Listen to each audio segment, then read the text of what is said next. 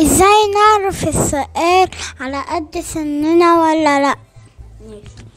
هو في طرق تانية، مثلا ازاي ان امي ما تردش عليا او تقول لي انت مالك في ده، مثلا ده مش قد على سنك.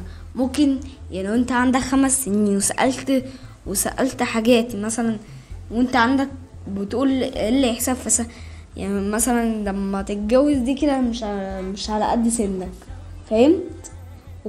لكن ممكن تتعرف عن الناس التانية. ممكن تقول احنا في سنة رابعة هنعمل ايه مش هنعمل ايه، لكن ما ينفعش تتجاوز مثلا الجامعة.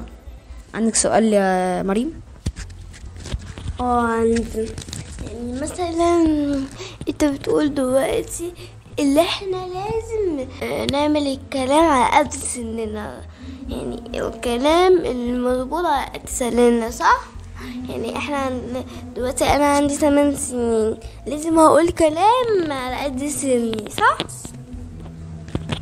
يعني هو صح، بس عادي برضو انك ممكن تقولي ان احنا مثلا في سنة 5 هناخد ايه هنعمل ايه.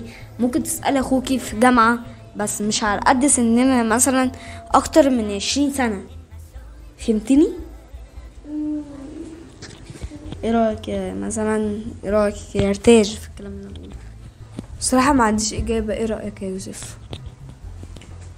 يعني اللي انت قلته صح، بس المفروض اصلا ان احنا ما يعني ممكن واحد في سنة رابعة يسأل سؤال في سنة تالتة اعدادي مثلا، والناس التانية تجاوب عليه.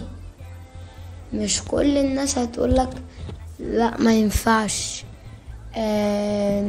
انت ده متجاوز سنك. مش كل الناس كده، فاهم قصدي؟